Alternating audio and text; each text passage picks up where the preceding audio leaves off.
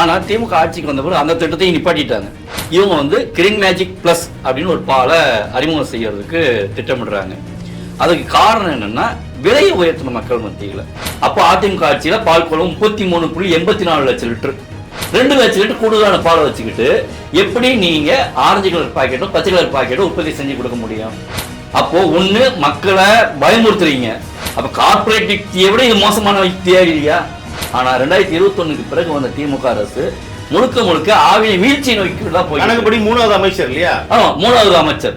அப்போ எல்லா வகையான பால்லையுமே கொடுக்கணும், ப்ளூ பாக்கெட்லையும் கொடுக்கணும், ஆரஞ்சுலையும் கொடுக்கணும், பச்சைலையும் கொடுக்கணும். நீங்க புதுசாக ஒரு பால் அறிமுகப்படுத்த வேண்டிய அவசியமே இல்லையே.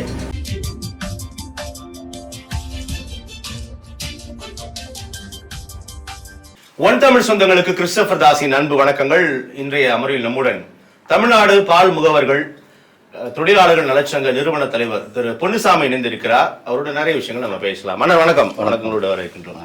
ஒவ்வொரு முறை பால் விலை உயர்வு அல்லது விலையேற்றும் போது கடுமையான விமர்சனங்களை, குற்றச்சாட்டுகளை தொடர்ச்சியாக முன்வைத்து வருகிறீர்கள். அது தற்போதைய அமைச்சரும் தப்பித்த பாடிலே அப்படின்னு நம்ம சொல்லலாம். குறிப்பா அதாவது இந்த பால் கொள்முதலோட விஷயங்கள் அல்லது கொள்முதலை சரிகட்டாமல் ஊட்டச்சத்து குறைபாடு, சிறரை தட்டுப்பாடு அப்படின்னு ஒரு நிர்வாகம் சொல்வது எந்த விதத்திலும் ஏற்படுதல் அப்படின்னு ஒரு நீண்ட நெடிய குற்றச்சாட்டு பட்டியலேயே ஒரு அறிக்கையை வெளியிட்டிருக்கீங்க.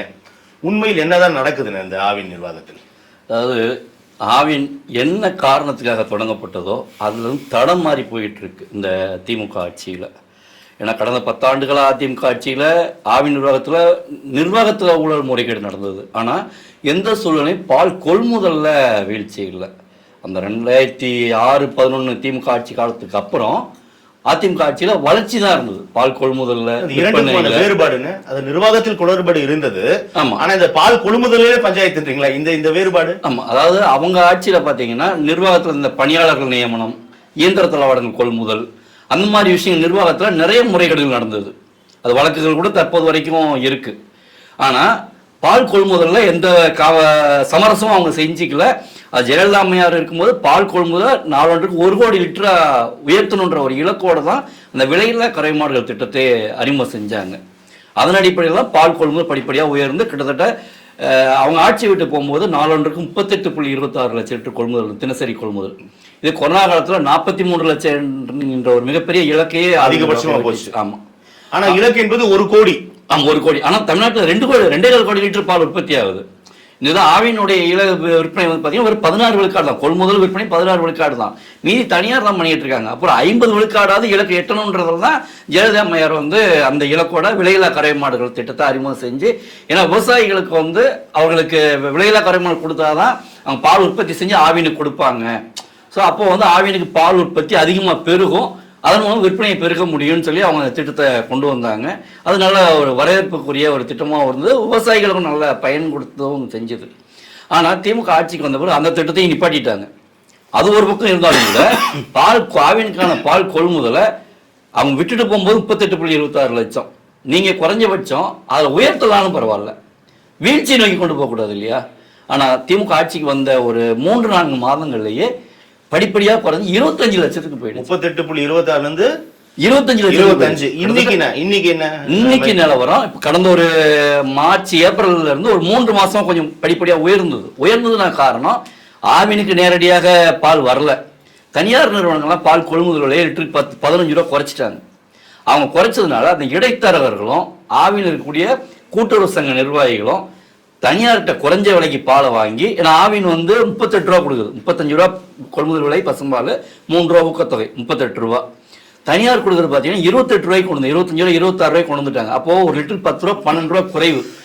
குறைவான விலைக்கு பாலை வாங்கி ஆவியில கொண்டு வந்து அதிகமாக கொள்முதல் செஞ்ச மாதிரி கணக்கை காமிச்சு கொள்முதல் அதிகப்படுத்தினாங்க. எது எப்படியோ பால் கொள்முதல் இங்கே அதிகமாகி வந்துச்சு. அப்படி வந்துட்டு ஒரு 35 லட்சம் லிட்டர் வரைக்கும் வந்தது. இன்றைய நிலவரம் 32 லட்சம் லிட்டர் தான் பால் கொள்முதல். ஆனால் இவங்க வந்து கிரீன் மேஜிக் ப்ளஸ் அப்படின்னு ஒரு பாலை அறிமுகம் செய்யறதுக்கு திட்டமிடுறாங்க. அதுக்கு காரணம் என்னன்னா விலையை உயர்த்தின மக்கள் மத்தியில். மக்கள்கிட்ட வந்து நேரடியாக உயர்த்தினா அரசு வந்து எதிர்ப்பு நிலையை மக்கள்கிட்ட சந்திக்கும், அதனால திமுக அரசுக்கு அவப்பெயர் ஏற்படும் அப்படின்னு. புதிய பொருள் புதிய விலை, புதிய பொருள் தான் கிடையாது, பழைய முந்தைய புதிய கல். அது இல்லாமல் ஒரு கோடை சின்ன கோடை ஆக்கணும்னா பக்கத்தில் பெரிய கோடை கிடைச்சா ஆட்டோமேட்டிக்காக அந்த பழைய கோடை சின்ன கோடை ஆகிடும். அந்த அடிப்படையில் தான் ஏற்கனவே 2023 எப்படி அந்த டிலைட்னு சொல்லி ஒரு பால் 3% கொழுப்பு சத்துள்ள பாலை கொண்டு வந்தாங்களோ 4% கொழுப்பு சத்துள்ள பால் விலைக்கே 3% கொழுப்பு சத்துள்ள பால் ஆமா இருக்கும்போது அது ஒரு லிட்டருக்கு 8 ரூபா மறைமுகமான விலை உயர்வு. ஏன்னா ஒரு சில கொழுப்பு சத்துடைய விலை 8 ரூபா கொள்முதல் விலை.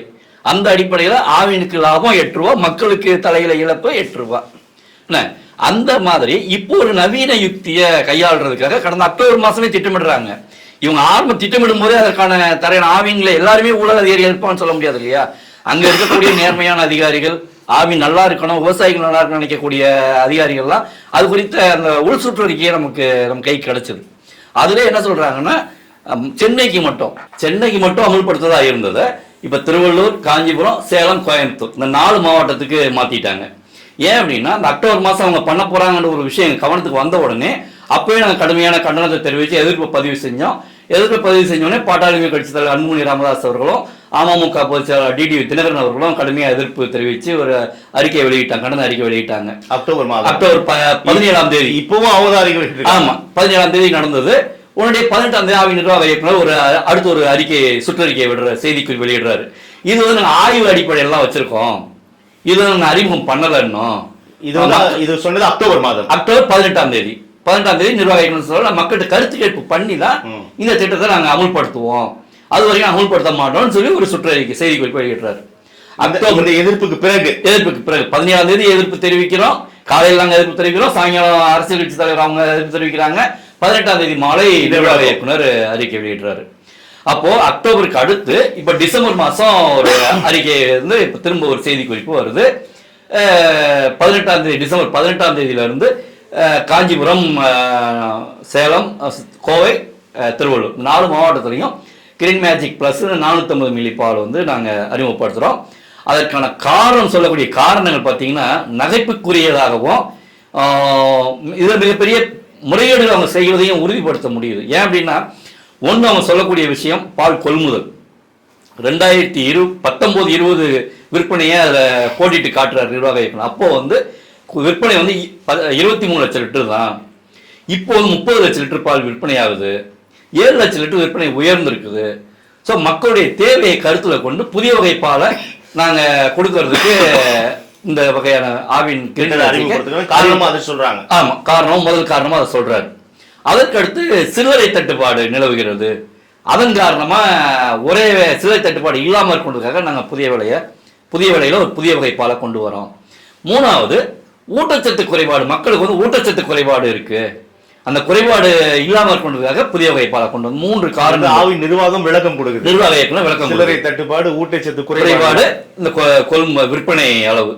சரி, ஓகே, முதல் விஷயத்துக்கு வரும். இந்த காரணங்கள் ஏற்புடையது இல்லையா? இல்ல, அதுதான் சொல்ல வரேன். நகைச்சுவைன்னு சொல்றீங்களே, அது வந்து முறைகேடுக்கான காரணமாக அது இருக்குன்னு சொல்ல வரேன். எப்படி? 2019-20 23 லட்சம் லிட்டர் பால் விற்பனை. அப்போ அதிமுக ஆட்சியில பால் கொள்ளும் 33.84 லட்சம் லிட்டர். 2019-20 நிதியாண்டுல 33.84 லட்சம் வச்சுக்கீங்களேன் ரவுண்டா. 23 லட்சம் விற்பனை, 34 லட்சம் லிட்டர் கொள்முதல், 11 லட்சம் லிட்டர் கூடுதலான கொள்முதல். அந்த கூடுதலான கொள்முதல் இருந்தாதான் 23 லட்சம் லிட்டர் பாக்கெட் பண்ண முடியும், இல்லைன்னா பண்ண முடியாது. ஏன்னா அந்த ஆரஞ்சு கலர் பாக்கெட், பச்சை கலர் பாக்கெட்டுக்கு நமக்கு வந்து கூடுதல் கொழுப்பு சத்துக்கு வெண்ணெய் வேணும், கூடுதல் திடசத்துக்கு பவுடர் வேணும்.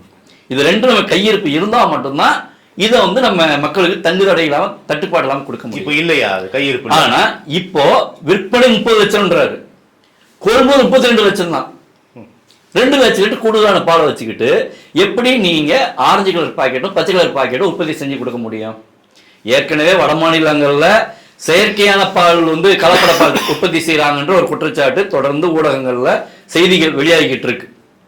செயற்கையாகவே பல ஆண்டுகளாக ஒரு தனியார் கம்பெனி வந்து கலப்பட பால் உற்பத்தி பண்ணிக்கிற பாலையில ரசாயனங்கள் மூலம் பால் உற்பத்தி பண்றாங்க. இவங்க இந்த பால் இங்கே இந்த சிக்கலுக்கு வழி இருக்கும்னு சொல்றீங்களா? அதாவது இவங்க அந்த மாதிரியான விஷயங்கள் இல்லைனாலும் கூட நம் கூடுதலான கொழுப்பு சத்துக்கும் திடசத்துக்கும் வெண்ணையும் பவுடரும் வட மாநிலங்கள் தான் வாங்குறாங்க. வாங்கிதான் கலந்து நமக்கு உற்பத்தி, அது உணவு பாதுகாப்பு FSSAI ஆக்ட் பிரகாரம் சரியான விஷயம் தான். இருந்தாலும் நீங்க எங்க கொள்முதல் செய்யறீங்கன்ற விஷயம் இருக்குல்ல. நீங்க வட மாநிலங்கள்ல இருந்து வெண்ணையும் பால் பவுடர் வாங்கினீங்கன்னா அங்க ஏற்கனவே கலப்படம் பிரச்சனை தலைவிரிச்சா அடிக்கிட்டு இருக்கு. நீங்க அங்க இருந்து பால் பவுடர் வெண்ணெய் வாங்கிட்டு வந்து இங்க நீங்க பால் உற்பத்தி செஞ்சு கொடுத்தீங்கன்னா அதோடைய தரம் எப்படி இருக்கும்? ஆவின்னாலே ஒரு பேர் வந்து மக்கள் மத்தியிலையும் குழந்தைகள் எல்லாரும் மத்தியும் ஒரு நல்ல பேர் இருக்கு, அது தரமான பாலாக இருக்குன்ற ஒரு நம்பிக்கை இருக்கு. அதனாலதான் தாய்மார்கள் ஏழை நடுத்தர மக்கள் விரும்பி வாங்குறாங்க. நீங்க தமிழ்நாட்டில் பால் கொள்முதல் அதிகப்படுத்தாம நீங்க வந்து பவுடர் வெண்ணெய் வாங்கி உற்பத்தி செய்யறதுல பண்ணீங்கன்னா அப்ப எதுக்காக நீங்க அதை பண்றீங்க? இந்த பால் கொள்முதலை வந்து அதிகப்படுத்தணும் அப்படின்னு தொடர்ச்சியா நீங்க சொல்லிட்டே இருக்கீங்க. நிறைய பேர் இந்த கருத்தை முன்வைக்கிறார்கள். இந்த பால் கொள்முதலை அதிகரிக்க விடாமல் தடுப்பது எது, யார், ஏன், இது என்ன சிக்கல் இருக்கு அதுல? பால் கொள்முதல் நடந்துருச்சுன்னா அதிகாரிகள் கஜானா எப்படி நிறையும்? அதிகாரி கஜானா நிறையாம அமைச்சரோட கஜானா எப்படி நிறையும்? அமைச்சரோட கஜானா நிறையாம ஆட்சியாளருடைய கஜானா எப்படி நிறையும்? அதுதான் ஒரு சங்கை தொடர் தான். ஏன்னா பாலா விவசாயிகளும் நேரடியாக கொள்முதல் செஞ்சா இவங்க ஊழல் முறைகள் செய்ய முடியாது. பால் பவுடர் வெண்ணையும் வடமாநிலிருந்து வாங்கும்போது கிலோவுக்கு 5 ரூபாயிலிருந்து 10 ரூபாய் வரைக்கும் முறைகேடு பண்றாங்க. அப்போ மாசத்துக்கு போதிய கொள்முதல் செய்யறதுக்கான இங்க விவசாயம் ஒரு நாளைக்கு 2.25 இருக்குதா பிரச்சனை? ஒரு நாளைக்கு 2.25 கோடி லிட்டர் பால் உற்பத்தி ஆகுதுங்க. 2.25 கோடி லிட்டர் பால் உற்பத்தி ஆகுது. கொள்முதலுக்கு எந்த சிக்கலும் இல்ல, சிக்கலும் கிடையாது. 43 லட்சம் லிட்டர் பண்ணிக்கிட்டு தானே இருந்தோம். கொரோனா காலத்துல 43 லட்சம், அதுக்கு முன்னாடி 38.26 லட்சம். நீங்க அதை உயர்த்த கூட வேண்டாம், குறைஞ்சபட்சம் நீங்க தக்க வச்சிருக்கலாம் இல்லையா? 38.26 லட்சம் லிட்டர்ன்றத தக்க வச்சிருந்தீங்கனாலே நீங்க 30 லட்சம் லிட்டர் பால் விற்கிறதுக்கு நீங்க வடமாநில கையேந்த வேண்டிய அவசியம் கிடையாது.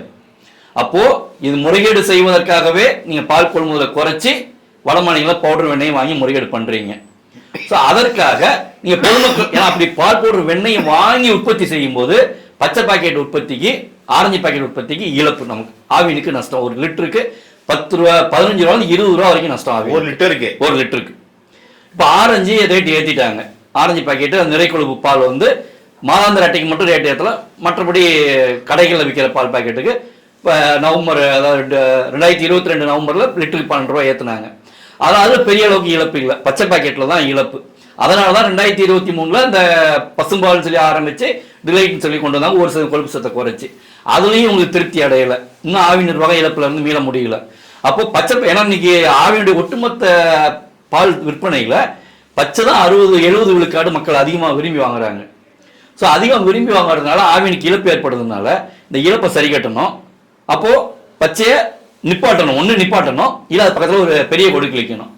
அதனால என்ன பண்றாங்க, இப்போ 450 மில்லி ஆக்கி 25 ரூபா இருக்கிறாங்க. சில்லறை தட்டுப்பாடு விஷயத்துக்கு வரும். சில்லறை தட்டுப்பாடு எங்க இருக்கு? நீங்க சில்லறை தட்டுப்பாடுன்னு சொன்னீங்கன்னா ஒன்றிய அரசு உங்களுக்கு காரி துப்பாதா? சில்லறை தட்டுப்பாடுன்றது நீங்க எந்த இடத்துலயும் எங்கேயுமே தட்டுப்பாடு இல்லை. 10 ரூபா நாணயங்கள், 5 ரூபா நாணயங்கள், 1 ரூபா தாராளமாக சில்லறை இருக்கு.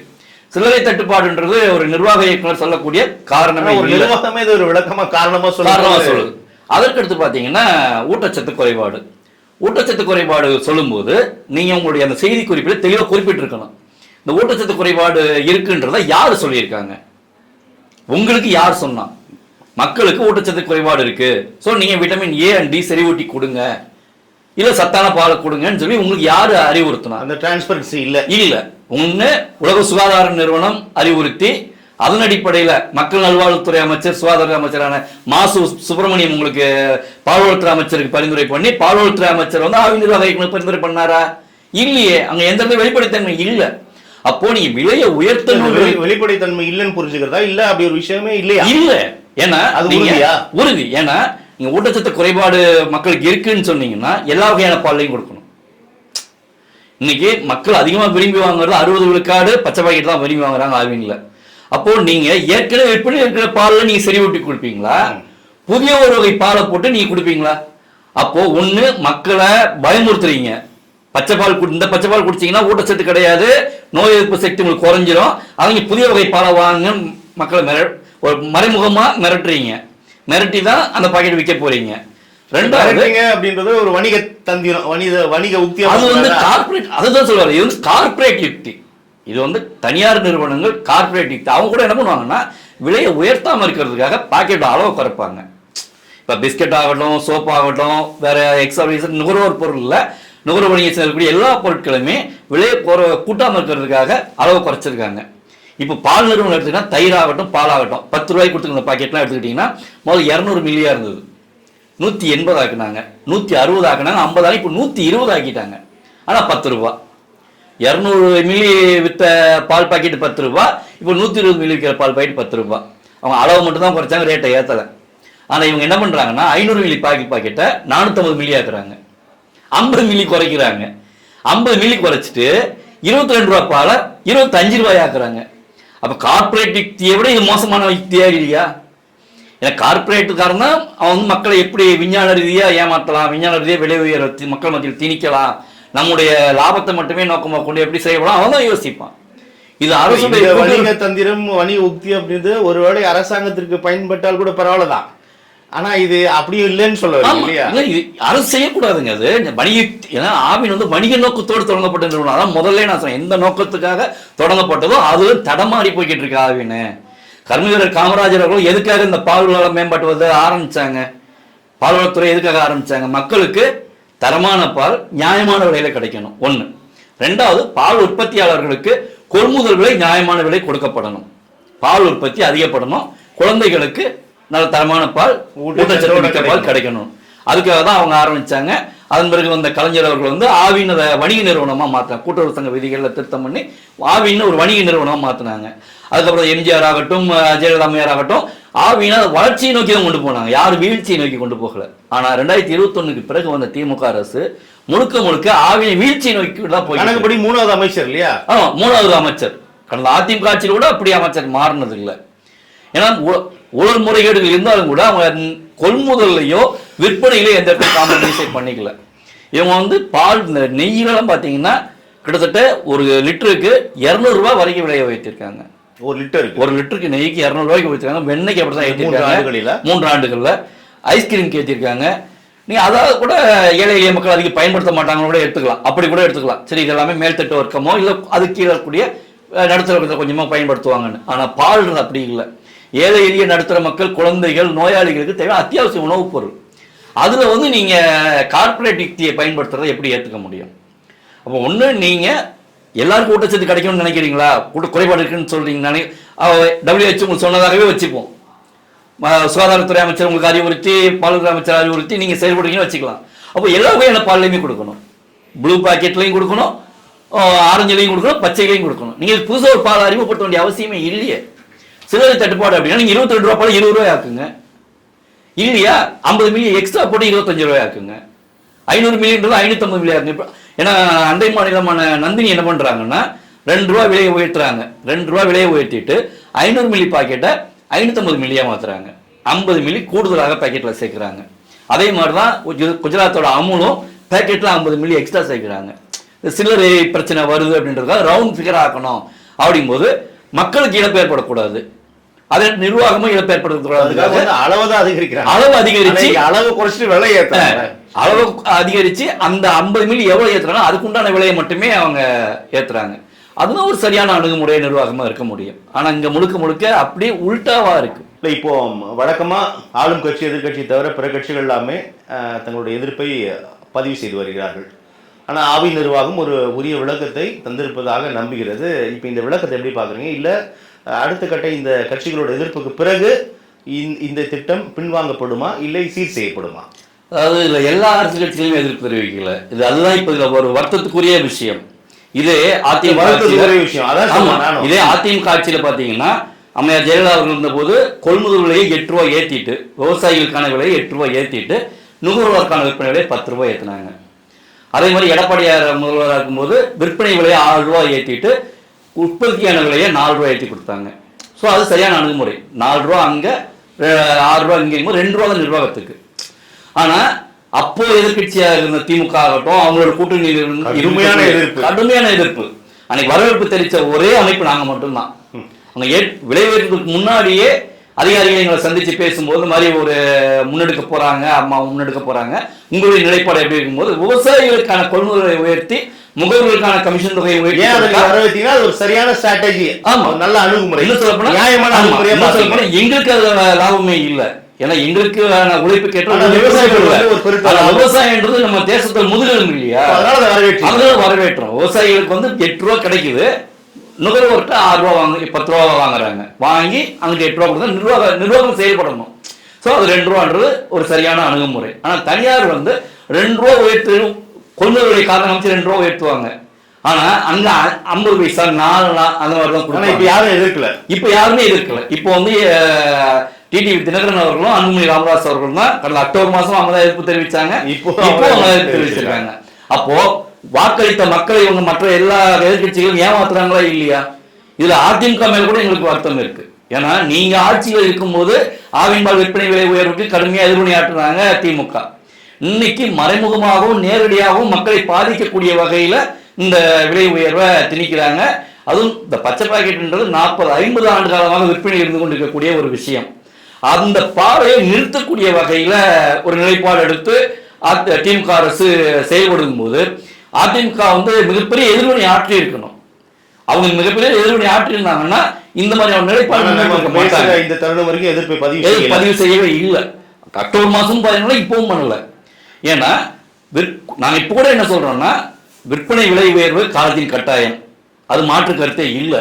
ஆனா நீங்க அதை எப்படி அமல்படுத்துறீங்கன்றதான் முக்கியம். கொள்முதலுக்கான அந்த விலையை நீங்க உயர்த்தி கொடுத்துட்டு முகவர்களுக்கான விற்பனைக்கான கமிஷன் தொகை உயர்த்தி கொடுத்துட்டு அதன் அடிப்படையில நுகர்வோர்கிட்ட நீங்க விற்பனை விலையை உயர்த்தினீங்கன்னா அது நியாயமான விஷயமா இருக்கும். ஆனா முழுக்க நிர்வாகத்தில் இருக்கக்கூடிய நிர்வாக சீர்கேடுகளை களையாம, அங்க இருக்கக்கூடிய ஓட்ட உடசலை அடைக்காம, ஊழல் முறைகேடுகளை களையாம, அங்க வரக்கூடிய வருமானம் எல்லாம் ஒரு பக்கம் செலவாவே போய்கிட்டு இருக்கு. பொதுவெளியில போடுற மாதிரி போய்கிட்டே இருக்கு. அப்படி பற்றாக்குறையா இருக்கு, இழப்பு நிர்வாகத்தை தூக்கி நிறுத்தணும்னு பொதுமக்கள் தலை வந்து பாரத்தை தூக்கி வச்சீங்கன்னா பொதுமக்கள் அந்த பாலை எப்படி வாங்குவாங்க? அப்ப தனியாரை நோக்கி செல்லக்கூடியதுக்கான ஒரு கட்டாயத்தை வந்து ஆவி நிர்வாகமும் பால்வளத்துறையும் செஞ்சுக்கிட்டு இருக்கிறாங்க. இதுதான் இருக்கக்கூடிய விஷயம் பார்க்கணும்னு சொல்றீங்க. கண்டிப்பா. நல்லது. உங்களுடைய வருகைக்கும் கருத்து நன்றி. நன்றி.